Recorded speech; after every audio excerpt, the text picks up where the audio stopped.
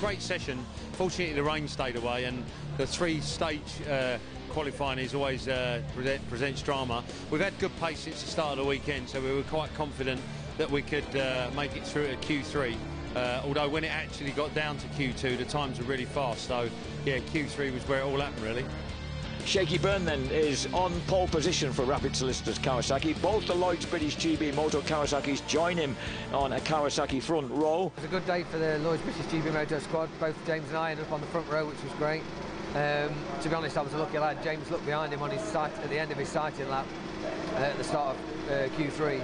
So I was right behind him, and he got two choices: either roll off or to get his head down and give me a bit of a tow. And it definitely did me a favour to have a big carrot to follow. And I owe James a big thank you, which I've obviously done, because otherwise I don't think I'd have ended up second on the grid for sure.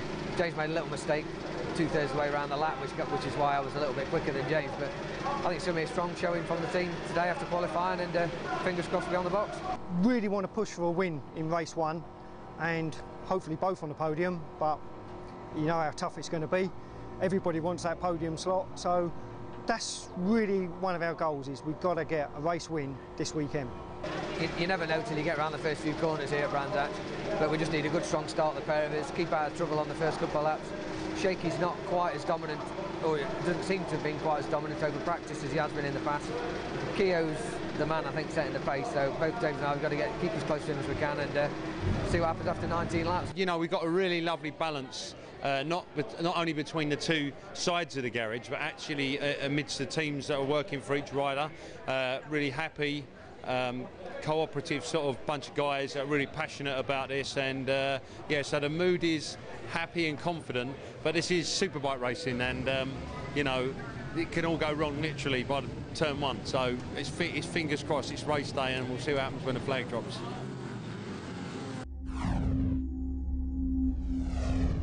The British Superbike Championship in association with Pirelli. Shaky Byrne hits the front. Oh, and absolutely cleany with the two GBmotos Lloyds British Kawasaki's, with Ellison getting the better of teammate Chris Walker, and Ellison knows he needs to put Early's pressure on Shane Byrne. Here's Kieran, this time stabs his way beneath Chris Walker. He's got to hold his line going through Paddock Hill Bend, because Walker's going to come striking back up the inside at Halewood and try and go underneath him. Keogh says no, chops across the front of the Nottinghamshireman's front wheel. Again, Ellison, he just needs to do that a little more forcefully, James. Oh, here we go. He's going around the outside. It's a long way around. It might have worked. It might just work. Can he keep it on around the outside into Paddock Hill? No, oh, Shaky's going to unnerve him. And here comes Kianari. Kianari takes a charge up the inside. Can he make it stick up Halewood Hill? Yes, he will. He definitely will. He definitely will.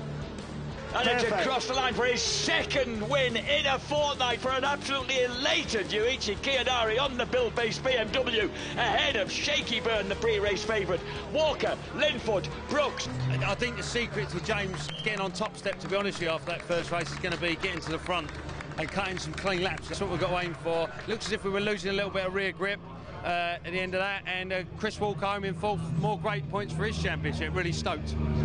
My plan was to get away at the front and try and gap the guys, but it didn't quite work, and just ran too deep and left the door open for a couple of other people to come through, and that was it. Just try a bit smarter, I think, in the next run on my moves, maybe not try some much rash moves and running deep. I'll just try and calculate them a little better, as I really do feel like we can win the race. So disappointed with another third, but it's good for the team to get some more podium credits.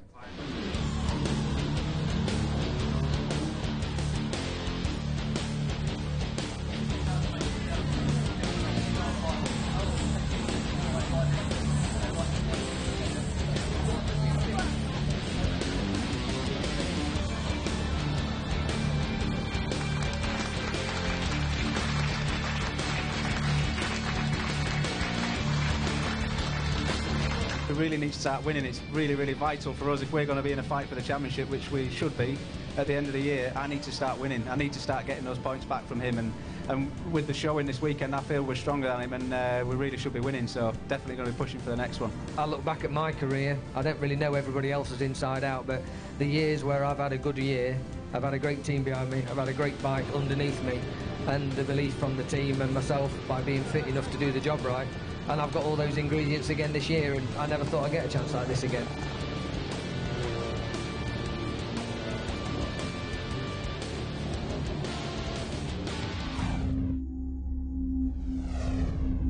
On pole position, Shaky Byrne. When the red light goes out, they're off. Shaky makes the first move towards the first turn and gets a really clean start ahead of the Kawasaki's and the BMW. An early move for James Ellison. He decides straight away to show the aggression he needs to get the better of Shaky Byrne, and he moves the Lloyds British GBmoto Kawasaki to the front.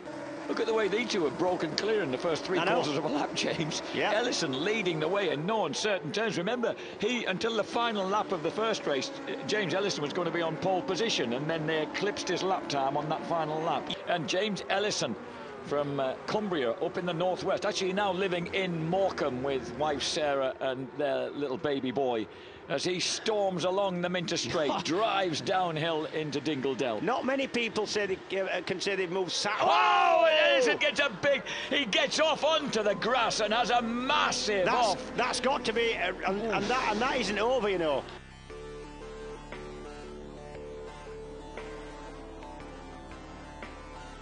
Englishman, Japanese, Czech Republic on the front row of the grid, on respectively Japanese, Italian and German motorcycles, and it's the two off the front row of the grid who get to the line first. Down they go, plunging up Hawthorne Hill. Chris Walker makes one of his Stalker speciality starts. He's through to third place point, and someone's gone down again. Mainway, yeah, smart. watch. There it is. Look, there's something coming out. That's. I've got to say, that doesn't look like oil. It's not smoke enough. That is coolant. I remember once at Mizzano, I remember once at Phillip Island, and off went the front. Yes, here we go, sorry, we're back, we're yeah. racing again. And then straight away, Kianari jumps to the front and surprises Shaky Byrne. That was something of a surprise to all of us. He's going up the inside, though. Shaky's going for the inside. Ray, I suddenly thought they were holding their hands up then, straight away up the hill. Yeah, they were. Absolutely were. But you should like a clear track. I don't envy him. 15 laps, Shaky Byrne, steady up, but a good start. Not such a good start for Kianari. Even Brooks has a poor one. And then tiptoeing downhill, this is the careful bit. Stuart Easton very gently keels across in front of Chris Walker and nudges into third place. Chris Walker's up the inside of him, though, now. Oh, he's not got no room. They're all round, and they are taking it really, really steadily. No, I tell you what, he's gone off the dry air part of the track. He's got it down a gear too much, I think. He's gone down one too many gears. The thing's locked up as he released the clutch, and that sent him straight on, and it doesn't take much. A terrific result for Taiko Suzuki and Josh Waters. Bridewell, Byrne, Kirkham, Linfoot, Brooks. Chris Walker, number 9, crosses the line in 9th place.